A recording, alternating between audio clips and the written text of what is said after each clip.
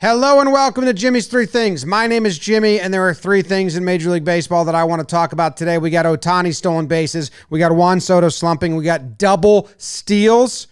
Getting rides or giving rides. Who's doing it? That's what we got. Jimmy's Three Things is a production of Dan Patrick Productions, Jomboy Media, and Workhouse Media. So let me catch my breath, and then we will get right into it. Hello, thank you very much for joining. If you enjoy these shows and you're returning, I appreciate it. Click subscribe, like, all of that. If this is your first time tuning in, thank you very much. Don't click subscribe or like or anything. Like, wait it out, see. You might hate me, and that's fine. I like to do deep dives. Sometimes I come up with things that are cool. Other times I just dig myself into a corner and then have to turn around and revert. Anyway, I saw this stat. On July 22nd, Shohei Ohtani was caught stealing for the fourth time this season, giving him 23 stolen bases out of 27 attempts. Since then, he has doubled his total number of stolen bases to 46, a perfect 23 out of 23. Thought, that's cool. I like that. That's a lot of stolen bases without getting thrown out. What's he doing? What's his trick? First pitch, second pitch, does he have a rhythm, a rhyme, a reason? So I got all the data out. I asked Lucas on our team to sort it. And did we find some conclusions? Maybe, maybe not. Let's get right into it. But I did like this top response saying, here's Shohei Ohtani with a stopwatch, studying and timing the pitcher in the dugout. And you can see this video that they're playing. He's watching the pitcher and he's got the stopwatch. Time to the plate. So I have that data too, actually. We have a ton of data. Look, this is all the data we put into the Google Sheet. We looked at, okay, well, this is everything we looked at. Who was the pitcher, the catcher, which base was he on, who was up to plate, who was the batter, caught stealing, stolen base, what inning was it, what was the previous pitch type, what was the previous location, what was the previous pitch result, the count, the outs, the pitch type that he actually stole on, time to the plate, exactly, time to the plate group, hold time. So look, if you look at time to the plate, which is what we were just looking at with the stopwatch, you can see, and I'll zoom in a little for you guys, and just sorting it by highest, 175 to 19, he's going. That's how they grouped it. 15 to 174. That's another grouping. And then they have under, they have 1.25 to 1.5, 1.49. And that's considered quick. So this is a pitcher's motion to the plate. How fast is he from his set position and delivering the ball to home plate? If you're under 1.5, you're considered quick to the plate. You usually don't get stolen on a lot. And yeah, Ohtani is it seems very particular about this. Now he has some where he's stolen and it's quicker, but not a ton. So we have all these graphs that we were looking at. And I'll just go through a couple. Ohtani stealing early in the count. Most base stealers do. And most do. 13 times he has stolen on the first pitch of the at-bat. 6 times with 2 outs, 3 with 1, 4 with 0. And then 0-1, 12 times, 1-0, 8 times. And if you add all of that up, it's 23 times he has stolen on the first 2 pitches. The rest of the time you got 3, 7, 9, 14, 17 others. Does that make sense in math-wise? Stolen base attempts. I think would that be? And then if you're new to the show, sometimes I just get confused by math, simple arithmetic, and I try to do it in my head, and then I'm like, let me just do it on a calculator. That's 50. Yeah, so he's got 50 stolen base attempts, 46 stolen bases, 4 caught stealings is what we're looking at here. So you look at that, 13 plus 12 plus 8 is 33 divided by 50. 66% of the time it's in the first 2 pitches. Now he has stolen after that, obviously. most of the times after come with 2 outs. So he really wants to get something in motion before the inning ends. By inning, you're looking at first, third, eighth. That's probably just has more to do with where he bats in the batting order than anything else. Stolen base attempt by previous pitch type. And this is not that much of a surprise, but it might be to some people that, don't follow baseball closely or haven't heard of this before, looked at this, but 26, so over 50% are on fastballs, after fastballs. Thinking is if a guy executes a fastball, then he's probably going to go to something off speed, which is better to steal on, and he's probably not going to double up the fastball. So that's that. So stolen base by previous pitch only on a 1-0 or 0-1 count. So he saw the first pitch, and it was a fastball, and then he stole. Well, that's 12 of the 18 steals. He's got 18 attempts on the second pitch of the at-bat. 12 times out of the 18 has it been, I just saw a first pitch fastball, I'm going to steal. So what you're looking at right now is if the pitcher, his time to the plate is 1-5 or above, and the first pitch is a fastball, most likely Ohtani might be stealing on the next pitch, because that's kind of a formula he likes already, right? That's something we've learned. Pitch by location we have. I don't know how much we can go off there. And then stolen base by previous result. Swing and a miss. Not that many. A ball. Most often. And then you can see here, stolen base attempt by pitcher's time to the plate. And vast majority are 1-5 or more. He does have some where the guy's a little quicker.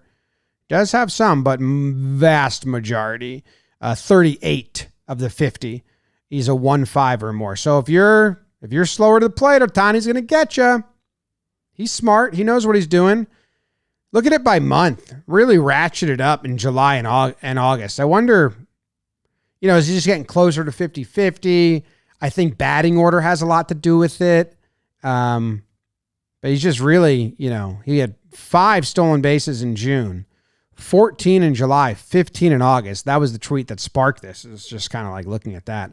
And then days of the week, he's never been thrown out on a Thursday. Never. Not once. Nor Tuesday or Wednesday. Every day of the weekend he's been thrown out. Mondays he's been thrown out. Tuesday, Wednesday, Thursday. I mean, you got the Dodgers Tuesday, Wednesday, Thursday series. Never.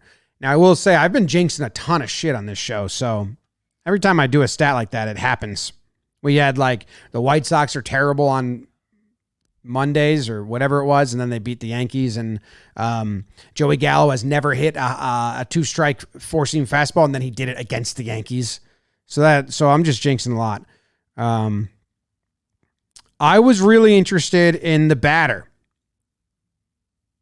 These are all the batters. And Freddie's got the most, 14, and then Smith's got 13, and then Betts has 11. But my spidey sense was like, wait, those numbers seem real low for Freddie, real higher for the other two. So we actually went into the data a ton, and I found Freddie Freeman has played 7. There's been 71 games where Freddie Freeman was the batter directly behind Ohtani. Only 19 where Betts is directly behind Ohtani. And Will Smith bats either behind Ohtani or 2 after him a lot. And Freddie has batted, there's been 52 games where Freddie Freeman was 2 behind Ohtani in the batting order. So then I went and I looked up every time Freddie Freeman was at plate and Ohtani was on first base with no one on second. And then how many times was Ohtani on second with no one on third and Freddie on base? And that was 96 times. So 96 opportunities for Ohtani to steal while Freddie was up to plate. For Mookie, only 19 times has Mookie Betts been up and Ohtani was the lead runner at first or second. But look at this. He has attempted 11 times of those 19 with Mookie, only 14 of the 96 with Freddie. And then I got to thinking, like, maybe Freddie doesn't like when guys steal. He's a lefty. He's in his line of vision. Maybe it's because Freddie hits doubles and Ohtani can just steal anyway. And I was like, Acuna, did he steal when he was in front of Freddie? You know, who else has been in front of Freddie? Did they steal? I didn't have time to look at all that, but he likes stealing when Mookie's up. 57% of the time, if Mookie's up and Ohtani's got an opportunity to steal, he's been taking it. 33% of the time for Gavin Lux, but it's not that many at all. And then 18% for the other two. But it looks like that's the formula he likes. Mookie's up, I'm stealing. I'm going. I like this. So if Mookie's at the dish, the pitcher is 1-5 or slower to home plate, and the first pitch was a fastball to Mookie. He's off. Gone. In the breeze. Ohtani doing it. Second segment today, someone messaged me or tweeted at me and said, Jimmy, a 3-thing segment on Soto's slump would be interesting. And I said, okay, let's do it. So Soto had 12 games. 12 Wii games. He's kind of out of it already. His last 4 games have been good, but he had 12 games where, yeah, it was like not good, right? Not Soto. If it was August 16th to August 28th, and he had 2 good games in between. But if you look at the batting average was 133, on base was 250, slugging 356, OPS 606. He hit 3 homers. He only had 6 hits, 11 strikeouts. Not consistent. The 118 games before that was 307, 438, 1 dot. And the 4 games after, he's been hitting the ball again. So the St. Louis series in Texas, you know, the numbers are back to normal. So I went and I looked at all the peripherals to see if I could make something up or find something. And let me see if I looked at a lot of shit. I looked at expected batting average. So if you look at this, the blue is the 12-game slump. The red is 113 games leading up, and the 4 after. Wildly different sample sizes, I know. But the expected data and the expected slugging plays off of the slump. It's not like, hey, the expected stayed the same. The results just weren't there. No, the expected changed. It was a 376 all season in those 12 games, a 234, then a 494 for batting average, and the same trend for slugging. In the last 4 games, he's barreled 4 games. In the 12 games before that, he only barreled 3. The batting average on balls in play, 113 games, 292. And then these 12 games, 037. So they were being like, nah, dog, no, you're not supposed to get hits. The whiff rate stayed the same in the last 4, very small samples, gotten better, but the whiff rate stayed the same. It went up 0.1. The exit velo dropped a ton in 113 games when he was hot, 95 mile per hour exit velo on average. In the 12-game slump, 89. That's a big dip, 6 mile per hour. Difference between 89 mile per hour exit velo and 95 is pretty drastic. It's back up in the 4 games. So if you're a Yankees fan, these 4 games, we're back up. 95 mile per hour exit velo, back up. The bat speed was interesting because 75.5 bat speed on average. And then it did drop half a mile per hour. Is that a big difference? Like maybe in the calculations, it's back up the last 4 games. It's back up. Is he like a nagging injury that slowed him down just a tiny bit, which hurt him? The hard hit rate dropped from 59% of the time to 40. Now back up, and the barrel dropped. So like the expected say, sometimes guys get in a slump and they're like, well, dude, all the peripherals stayed the same. Don't worry about it. And this is like, no, something was going on. I really don't know what. And then I was looking at all of his numbers versus specific pitches. So like versus four seams. Can see the expected stayed the same. Expected numbers versus four seam fastballs was still good. He still barreled some up. Sinkers did him in pretty badly. He had 0 whiffs on sinkers in the bad stretch, but not much good contact. 0 barrels, no good hits. The bat speed was like faster on sinkers. The exit velo was just down a ton on sinkers, and I wonder what was going on. I think the sliders got him like way, if you look at breaking balls. Sliders, let's see. Where's the whiff percentage? So when he was hot, the 113 games, he had a 19 whiff percentage on sliders. And then in that 12-game span, he had a 31 whiff percentage on sliders. And curveballs, a 12 whiff percentage during the hot streak, 50 whiff percentage on curveballs. So he just was not making contact, swinging and missing. The curveball bat speed is wild. 74% on average, his bat speed versus curveballs in the first 113 games. And in the 12-game slump, 67. So I think maybe that's him not being able to lay off it and doing like a half-ass swing at the end, maybe. That's a big drop, huh? The launch angle's not there. If I had to guess from just looking at some of this data, I would guess he had something nagging him, lower body or arm or something, and just couldn't get to balls as quickly as he can. If you look at his spray charts, do I not have those up anymore? Did I download them?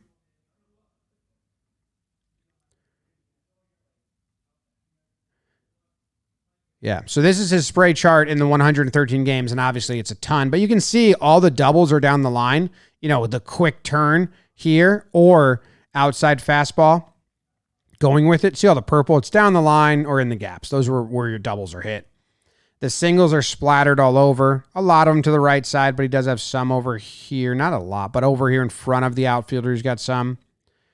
And then if you look at during the slump, he's rolling over everything. A lot of ground balls. Nothing in the air down the line. One blocked double.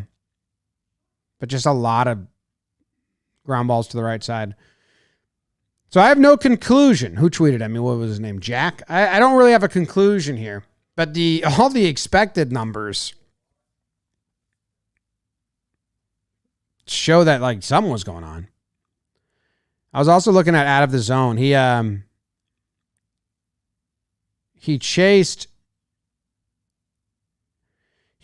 pitches out of the zone at a higher clip during the slump, but actually put more in play than normal. They just weren't like good balls in play. You chase out of the zone, usually you want to foul it back or miss, or you put it in play with good contact. He usually just doesn't even chase. But he started chasing out of the zone more. He got pitched out of the zone less. Small sample. So I don't know. I think the bat speed going down on certain pitches and the sinker just seeming to do him in.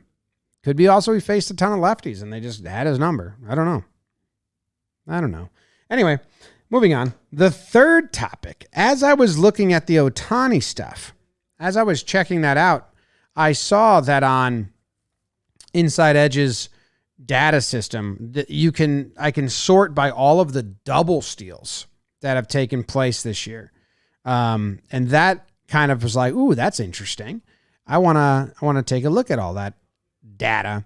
So I pulled every double steal that has happened this season, and the amount of double steals that you have this season. Guess. You want to leave your guess, pause the video, take a guess, talk about it. 122 double steals have taken place. Does your team utilize the double steal? Or are they saying, yo, jump on my back for a piggyback ride? I gotcha. If you are the Chicago White Sox, no. You've only had one double steal. Just one itty bitty double steal. And it was versus the Twins, April 24th. So a long time ago. And Shoemake took Lee on a ride. Now, if you're the Minnesota Twins, the answer for you is also just one, also back in April 30th. And that was when Jeffers said, come on, Kepler, let's steal off Martin Maldonado. Against the White Sox? So they both, Minnesota and Chicago White Sox, only have one double steal each, and it was against each other? Damn. Damn. The most. By good margin. Your Cincinnati Reds.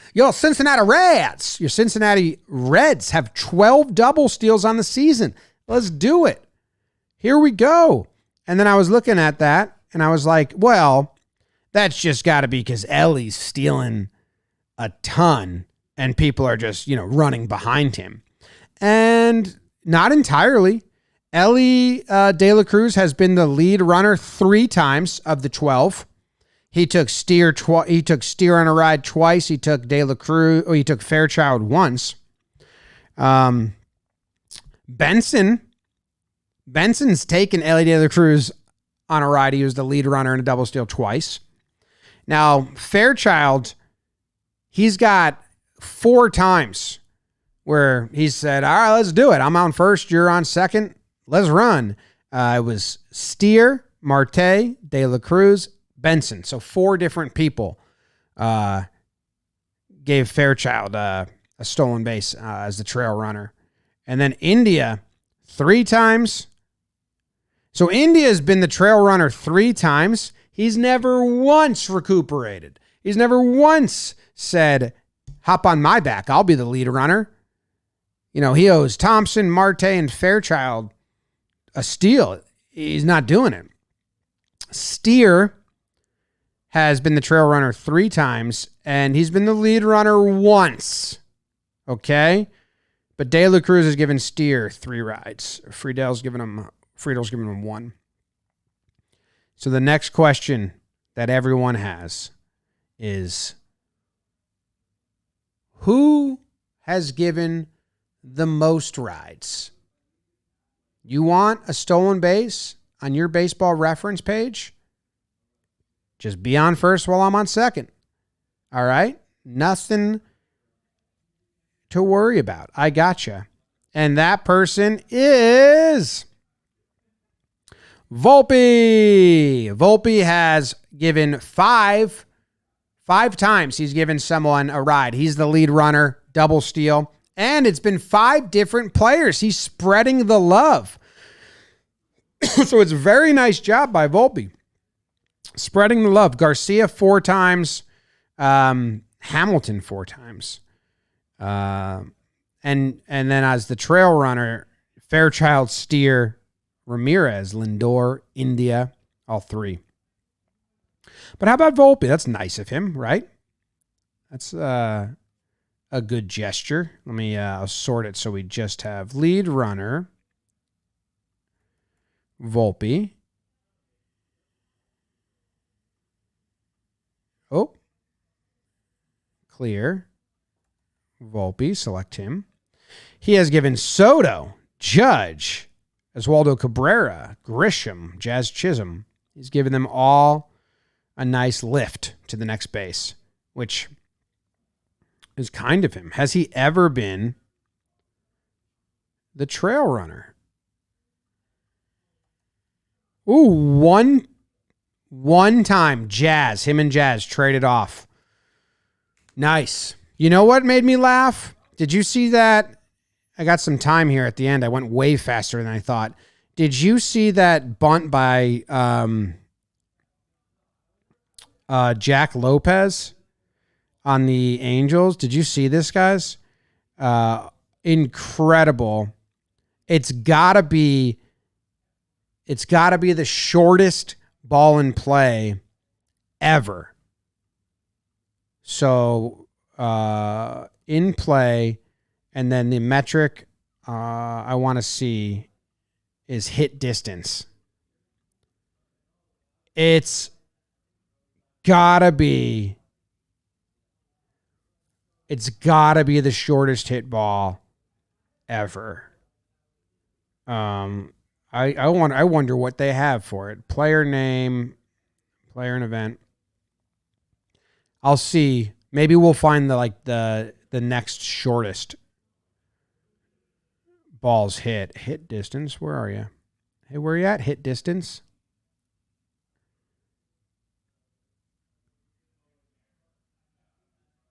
Oh, projected distance. 4 feet. He's got a ton. These all bunts. They just make him bunt.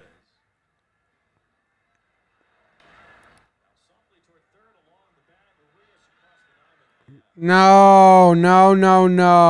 That's not what I want. That was just a ground ball that he hit straight down. I understand that's what he means now. That's not what I mean. That's not what I mean. I mean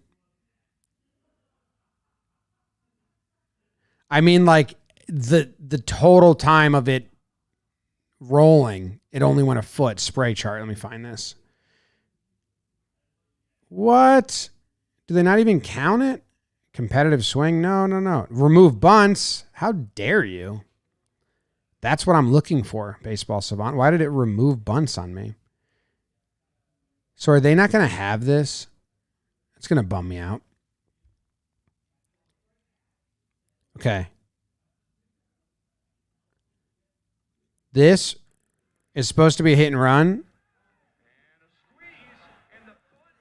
Oh my goodness, they did it that time. Oh my god, I didn't know that they've done it before. All right, so this is a suicide squeeze where he gets it down. Oh, that's actually awesome. Suicide squeeze. You got to get that ball down no matter what. Look at this pitch he has to get down. It's coming in. It's like a back foot slider.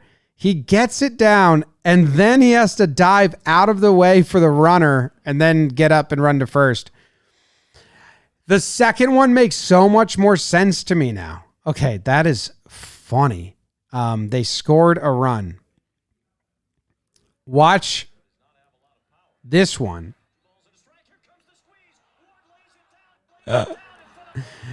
Yeah. We did this on Weekly Dumb, and it cracked me up. Okay, so this is another breaking ball. Look at his form. He gets it down, like credit to him again, and just fucking, it's got so much spin on it that he just deadens it right there. You know, by the time Cal picks this up, is it over the plate? Who knows?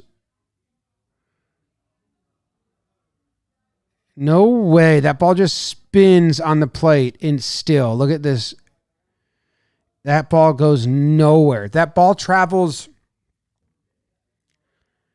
an inch. I mean, it's got to go fair. Anyway, the runner's just out.